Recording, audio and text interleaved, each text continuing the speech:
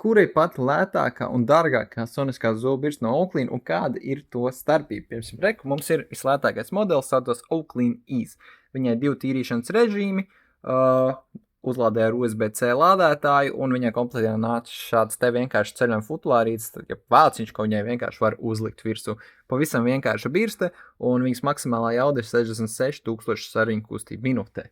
Kamēr rekur ir ne tikai vislabākā Oakley elektriskā zobirsta, bet labākā elektriskā zobirsta, kad es vispār jebkad esmu testējis.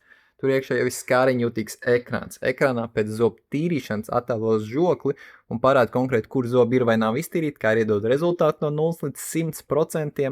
Šeit ir ceļojuma futlārs, kurā viņu var arī uzlādēt. Viņai ir spiediena sensors, kurš ir arī ar lampiņu, kur sāk mirgot sarkanā krāsā, ja nepareizi tīrat zobus.